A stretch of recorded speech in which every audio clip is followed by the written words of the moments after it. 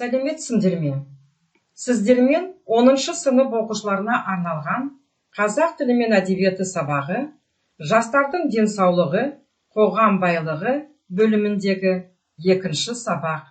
Бердібек Соқпақбаевтың 16 жасар чемпион әңгімесі тақырыбында сабақ өткізетін боламын.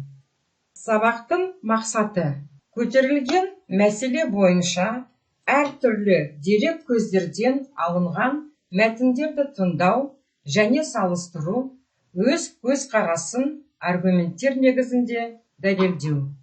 Бүгінгі сабақта дені саудың жаны сау деген мақал-мәтел арқылы ой өрбітетін боламыз. Қазір балалар, сіздердің назарларыңызды бейне роликке аударамыз. Біз үнемі таңертеңмен таңғы жаттығумен шұғылдануды кеңес береміз. Ал ғалымдар болса, спортпен тұрақты түрде айналысу тек дене бітімін жақсартып қана қоймай, сондай-ақ жүрек қызметіне де, ми қызметіне де оң әсерін тигізетін дәлелдеген болатын. Салауатты өмір салтын ұстана жүріңіз. Спорт денсаулық кепілі. Тәні мықтының рухы мықты деп халық даналығында бекер айтылмаса керек. Әр адам белгілі бір дәрежеде өз денсаулығының сақшысы.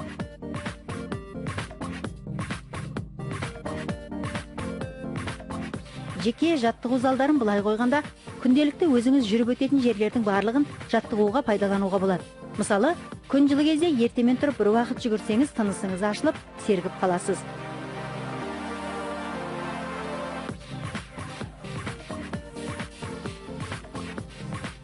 Тек жүгіріп қана қоймай, жаттығуды одан әрі жалғастырғаныңыз абзал. Ондай сәтте гантель көтеруде артық болмайды. Ол бұлшық еттеріңізді қатайтып, қолдың қуаттылығын күшейтеді.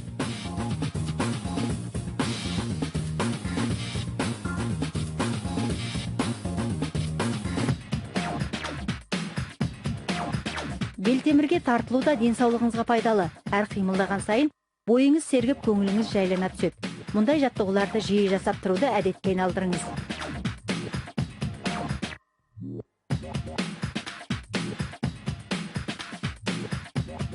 Спортпен айналысу арқылы денсаулығын нығайтқан, салауатты өмір салтын ұстанған жандар аз емес. Сіз де спортпен шұғылданыңыз.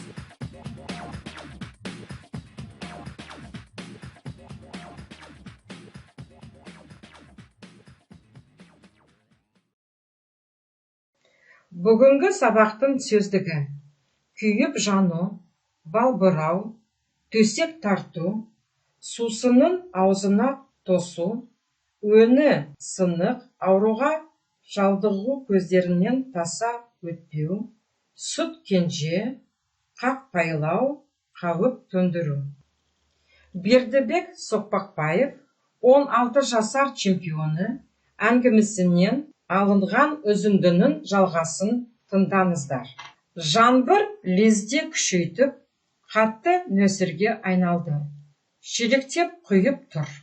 Мезгілдің қай кез екенін айырып болар емес. Мұрат жалғыз жүгіріп келе жатыр. Өзге балалар озып кеткен. Мойнына су сорғалап, қалпырып келеді. Қара жолдың үсті батпаққа айналған. Бір рет тайғанып кетіп, Мұрат жамбастап жығылып түсті. Бір жақсаны батпақ болып, болғанын қалды. Мұрат 3 күн бері ауыру, еті күйіп жанып, екі беті қып-қызыл болып, балбырап, төсек тартып жатып қалды. Бұрын да тамаққа нашар еді. Енді мүлде ішуді қойды. Ұлжан сусынның аузына тосып, күндіз түні оның жанынан шықпайды. Мектепке түске шейін Мұрат отбасы өмірінен ұзақ шыға алмай келді. Қарт ата-ана үйде ойна деп оны қақпайдай беретін. Есік алдына шықса болды, бірі қуа шығып, үйге алып келетін. Суық тиеді, сыз өтеді, шаншу қадалады деген сияқты толып жатқан қауіптерді төндіріп, қатты сақтанушы еді. Ал енді балалар, тапсырмаға көшейік. Суреттерді сөздермен сәйкестіріңіздер. Келесі тапсырма. 5 жолды өлеңді құрастырыңыз. Кім, қандай, қайты, сөйлем кім туралы, қорытынды сөз. Үйге тапсырма. 167 бет, 7 тапсырма. Диалог құрастырыңыздар. Сабақ аяқталды. Сау болыңыздар.